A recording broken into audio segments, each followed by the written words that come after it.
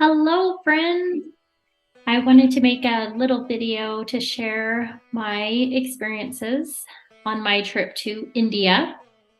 I went in February of 2023, and it was an amazing, magical India adventure. So, here are some of my experiences, my perspectives, and obviously, this does not represent India as a whole or anything like that. I went to one very small part of India and I look forward to going back. But here are some of my experiences.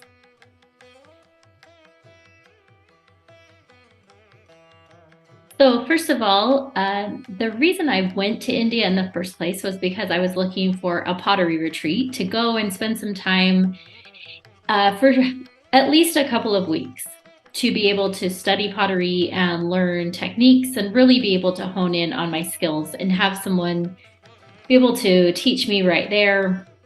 And so I found this amazing pottery retreat in India called Aura Pottery. And I ended up going there for 3 weeks and having such an amazing time, learning so much. So that was my big reason for going to India, was to study pottery and improve my skills and learn all that I could.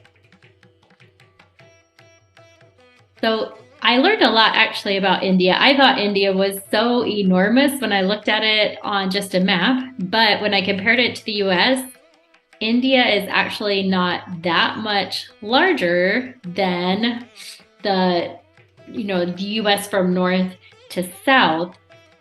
And so the US is actually like 3 times the size of India, but India is the most populous country in the world with 5 times the population of the US. So it's a pretty amazing place with lots of different people and but in a smaller piece of land.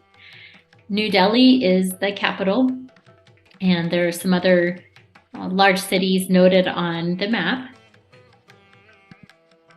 So first I flew from Cincinnati to Paris and had a connection there. And then I flew to Mumbai, and that is where I went through the immigration and all of that. And then I flew from Mumbai to Chandigarh, which is a tiny little city. Well, they call it little, about 500,000 people in the northern part of India. So here is a map. From New Delhi, you go north, and Chandigarh is almost to the border of Pakistan.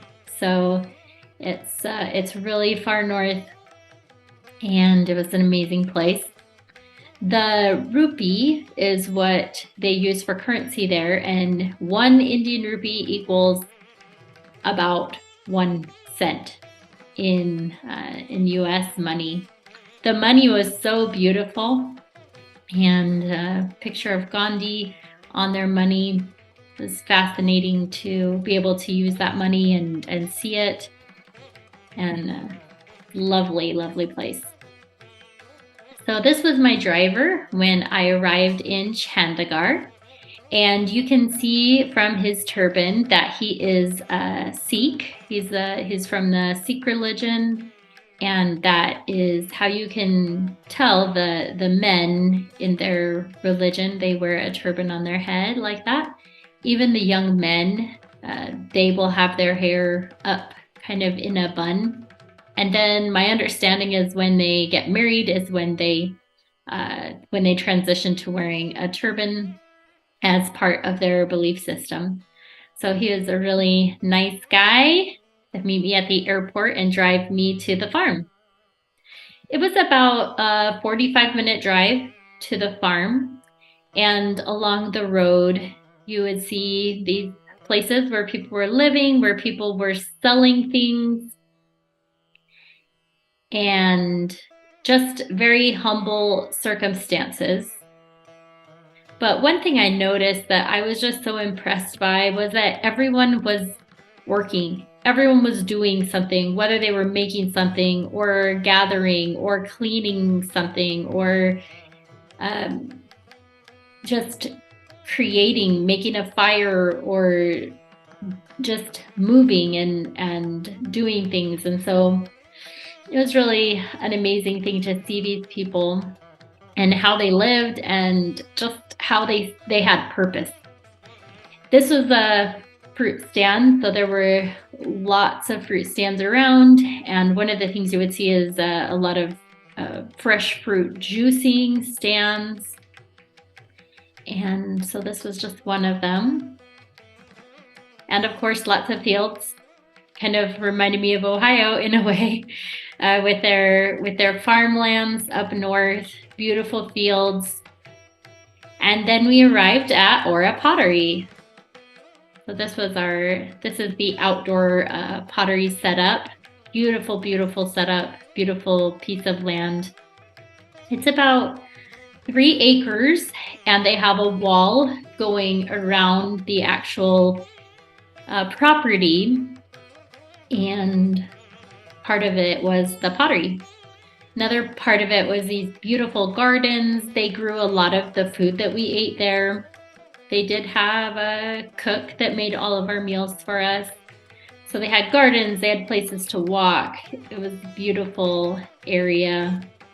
Here's some more of the gardens. Lots of trees. And I went in February, which was a very nice time to go. The weather was like in the 60s, and so it was a beautiful, beautiful time. And this was the Potter's Villa. So this is where they have about 6 different bedrooms for the guests to stay in. And so here was my room, where I had a bed, very simple room, a little place to hang up clothing, the bathroom and shower, and the sink. So they actually made the sinks there in the pottery, and so that was a really neat touch. That was very personalized. And then a little patio outdoors. So here you can actually see the wall that is around the property, and we would actually have a guard that would walk around at night and shine flashlights and make sure we were all safe. And so that was really a nice thing to be able to feel safe. Even though we were kind of outside the main city, there were still other places nearby. We would hear a call to prayer quite often. And so there was still traffic going by. So I felt really safe while being there. So this was the owner of the pottery. And so good to meet her and see all that she had done and learn from being there.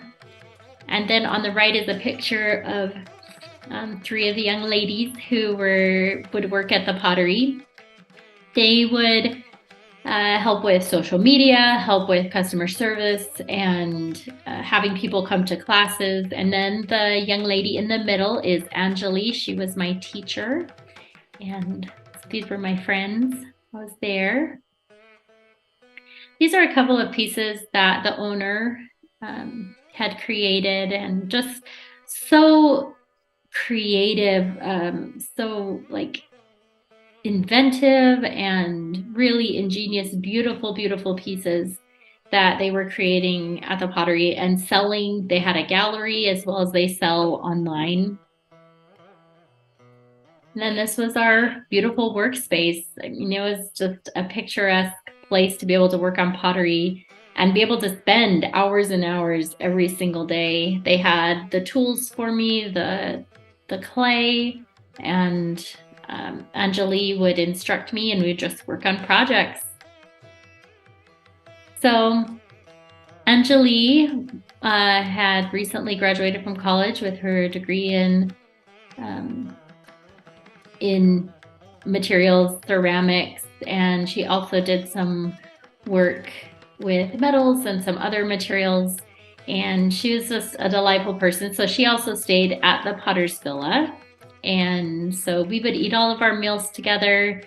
One thing that really impressed me about Anjali was that for part of her education, she spent some time out with indigenous Indians who do pottery as their livelihood. That's like their family trade, and very rustic type pottery, not using electric or gas kilns, but creating fires and,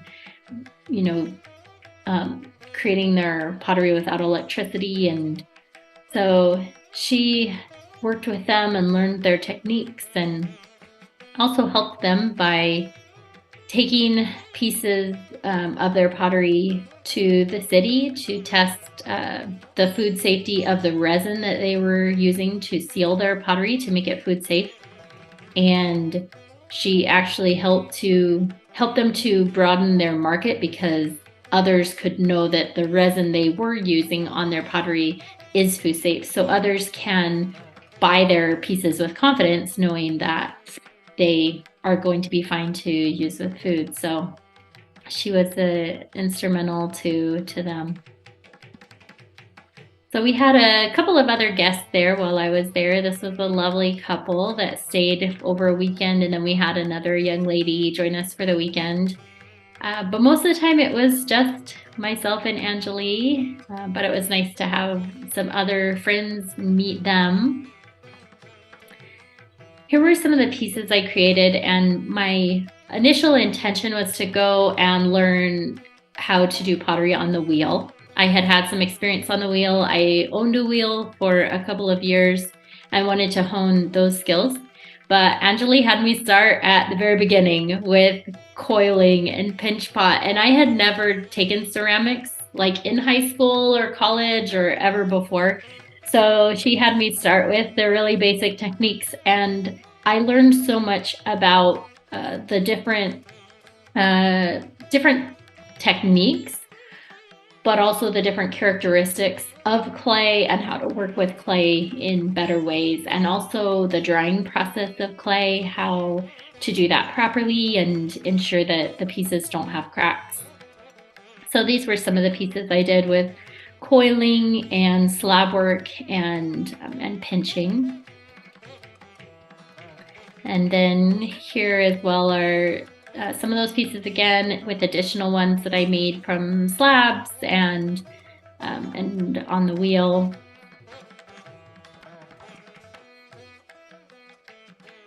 Here are a couple pictures of me working on some projects.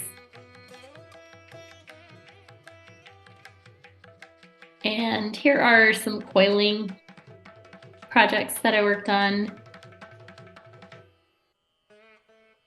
A really basic technique, probably something that most people start with when they're learning to work with clay. And then also pinching. So this was an example of a little colander that I made by pinching. I love the organic and kind of, I don't know what you'd say, like imperfect shape of it. But I think it's a very interesting piece. And then a little holder that I did with pinching, added some texture to that. And then these were, the one on the left was with pinching and coiling, and then the one on the right was with slab work. These were both made with slabs as well. So when I say slab, I mean taking a piece of clay and rolling it out at a consistent thickness so that you can make things out of them. So here is Anjali and me working on the wheel and doing some refining of a pot I made there.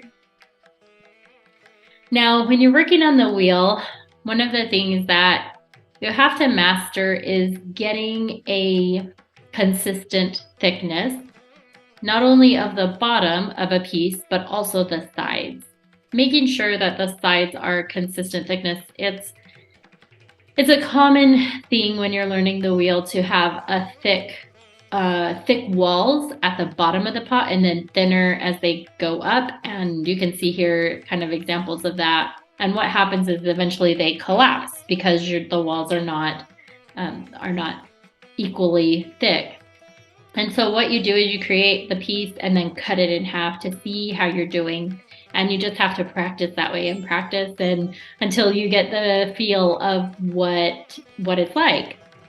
And so here are some more pots that I cut in half to check for how I was doing. What did I need to change and improve?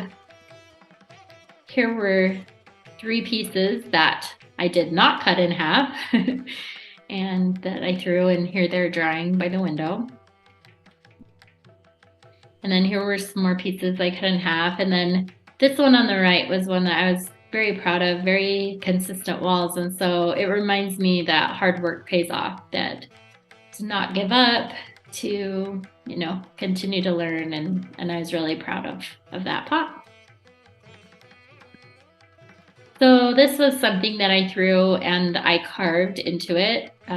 This technique, when you use carving with another color of clay, of slip, it's called sgraffito. And then here's another one where you can see I put a darker clay on top and then there was a lighter clay underneath to show through this bee design. And then I was just playing around with handles and created kind of a super fun big pot with all these different handles. And this is fun, unique kind of piece. This was their kiln, and this was one of the firings that they did while I was there. The creativity and the masterful creation and glazing. They had some just beautiful, beautiful pieces come out of the kiln. So the food there was amazing. So these were some of the things we would eat for breakfast. We'd typically always have eggs with our breakfast, and then we'd have like a rice dish, or the one on the right is kind of like a malto-meal, sweet malto-meal or cream of wheat with like some nuts in it. It was so amazing. We would have like some warm grain, kind of like oatmeal, but it was not, with toast, and again, some eggs with like some potato pancakes with peas. Oh, the food was so delicious. I loved it. I was so spoiled. And then for lunch and dinner, it's pretty much like vegetables, beans, chickpeas, along with a type of bread, whether that was paratha or another type of flatbread. Extremely just flavorful. And when I compare it to the Indian food here in the United States that I get, it was very much the same flavors, the same heat. I like spicy food, so it was a perfect amount of spice for me. And it was just so incredible. I had the best food while I was there. So this mix of, on the left, of tomatoes and onion and cucumbers, those are just slices, and they actually call that green salad. And you don't eat it with salad dressing. You just can put some pepper on it or some seasoning and you eat it like that. So that was kind of different. I thought that was cute when they were like, oh, this is green salad, not like the green salad I was used to.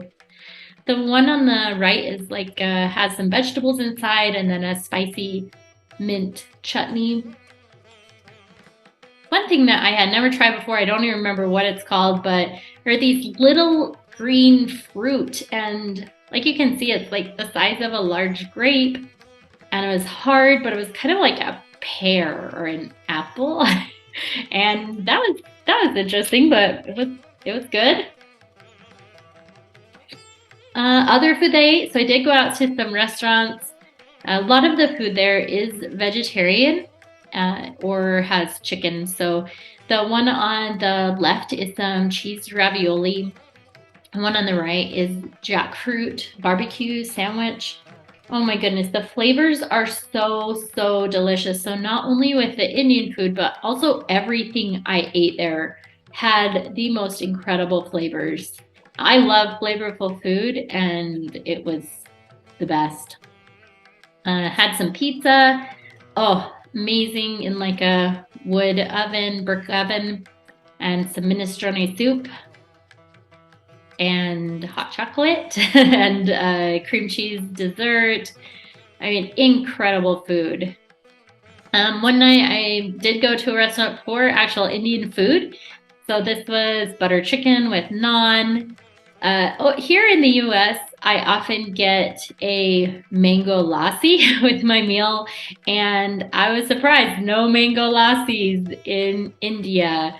They have sweet or salty. So I got sweet, and it was just like what we get in the States without the mango. But I thought that was kind of funny how I'm so used to just getting mango lassis here. I thought that would be I thought that's what they would have over there, but no, not at all. It's more just like a yogurt drink, and they either make it sweet or salty. But very, very delicious food. I loved it. There was one thing I did not like. And one night, Angeli asked me if I wanted a pickle. And so I looked in the jar, and it kind of looked like pickled tomato or something, tomato with sauce. And so I thought, okay, it's like a pickled tomato. No, it was not. This was actually a pickled lemon with the peel, and it was so spicy.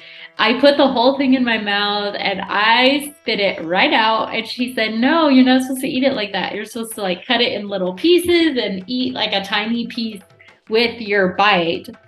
And so that was pretty funny. So I did not attend my own congregation in India. Up north, where you see north of New Delhi, there's actually no congregations in my faith belief system, and so. But you can see all of the other congregations around. The closest one to me was actually in Pakistan, which was still about 4 hours away. So I did not attend church while I was there. The main religions that are there are Hindi and Muslim and Sikh, at least up in the north. There are some Christian congregations, but it is not as well known or practiced in India. So I went to a Sikh temple with my friends, and it was just fascinating and just so beautiful, the symbolism and how they honor people that are wise and who guide people to try to live good lives and be good people. So we went to tour a Sikh temple and then also a Muslim temple. I've been to a Muslim mosque before, and this was different. They called it a Muslim temple, and a little bit similar to the Sikh temple in some of their design and the practices. But yeah, it was very nice to visit there. And then also a Hindi temple. And in all of them, they had a place for meditation. It was just a quiet, holy place. And you can definitely tell that religion plays an important part of their lives, as you see temples all over the place. They're very, very common. And meditation is a very common practice there. And so it was very special to be able to go to these places and see how they worship and reflect back on my own belief system of worship and temple practice, and that was really neat. So while I was there, I found this girl online who was willing to drive me around, and the amazing thing was she actually spent a semester at Ohio State University as a student there, and so just how crazy is that I went around the world to find someone who had spent time here in Columbus. But she drove me around the city. She took me to this crazy market, helped me get some good prices on items. Lots of haggling and lots of people, even though it doesn't look like it in this picture. It was kind of packed, and kind of crazy, but it was a lot of fun. She's the one who took me out to the restaurant to the Indian food. It was so good. We went to this beautiful lake, which Chandigarh is very proud of. Chandigarh was established in the 70s, I believe. And so it was it's a planned city. So one of the parts of it was to have this beautiful lake here. And it was so fun to see the families out on these animal-shaped boats, just having a great time together. Oh, so fun. And then we hopped on this little rickshaw and took a little ride down the street, which was exciting. And also saw some monkeys while we were on this ride. They were just on the side of the road. This is Anjali and me, and we are going to a birthday party. So I purchased an outfit in India, this beautiful outfit, and I loved it. I loved the clothes over there. They were so comfortable, so beautiful. And so I went to this birthday party of one of the men that we met at the pottery. Here I am with some of the other ladies at the party. And this is having the cake. You can see the cake up there with our friend, and we sing to him. And if you'll notice, something that was interesting I noticed was all the women are sitting on the left and all the men are sitting on the right. And I actually don't think they planned this, but that is something that you will, that it was common for me to see, is just kind of the separation between men and women. And you really don't see a lot of like outward affection between couples. And so it was just interesting. I asked Anjali about it, and she's like, "Oh no, they probably didn't plan that, but it's probably just kind of, what they're comfortable with." So while I was there, I did get to attend one of the events of a wedding with my friend. And these were their wedding announcements, which came are heavy cardboard, and they came wrapped with candies, and they probably sent out hundreds of these and hand delivered them. They didn't even send them out. They would hand deliver these invitations for the wedding events that were coming up. So beautiful invitations. And I borrowed an outfit to go to this wedding, and here is my friend and me all ready to go to the wedding. We left to go to the wedding at about probably 11 p.m. We left to go to the wedding about 11 p.m. and probably didn't get home until like 3 in the morning, but yeah. So this was my friend's maid who helped me get ready, and she was so sweet, and it was lovely how she helped me get ready. She showed me pictures of her family. So she helped me get ready that night for the wedding, but then also on another day, she took me around the flower garden. This was our cook at the farm while we were there. So it's just very common for people to have maids and cooks and drivers.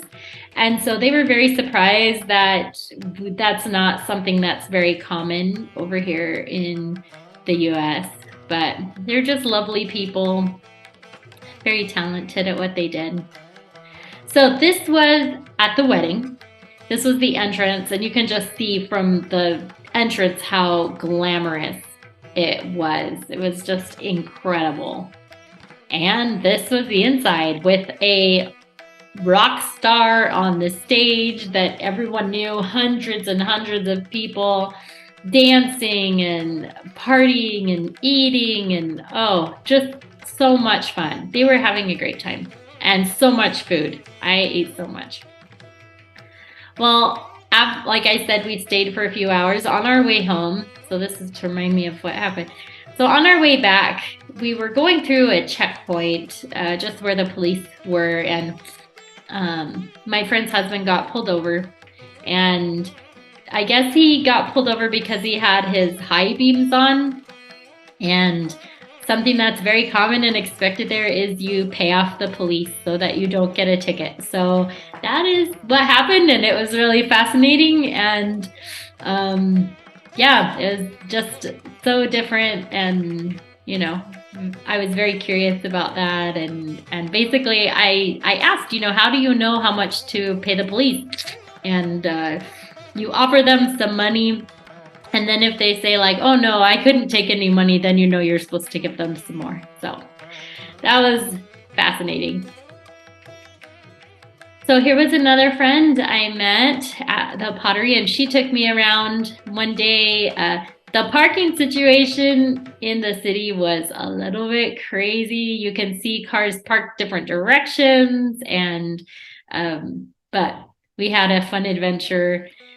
Here on the right is a man playing an instrument for money. And like I said before, like you'll see people who are just working. Everyone is doing something. No one really just begs for money. Like people who are poor might be selling sweet potatoes, or the little kids might be shining shoes or selling balloons, but everyone is doing something. So this is really fun. This is where you get a little cup of drink, a little cup of tea, and in these terracotta cups.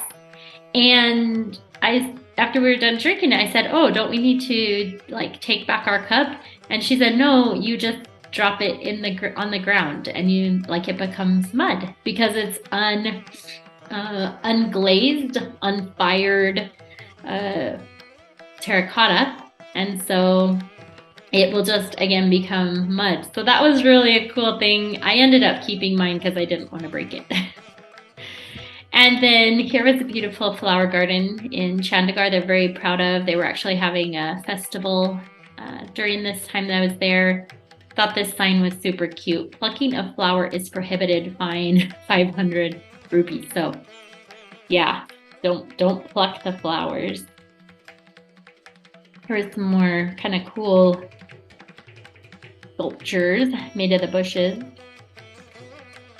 And then it was time for me to head back home. Something that was different about the security area, which is on the picture on the right. I wanted to kind of take a picture without being too noticeable. But women go through a different security line than men.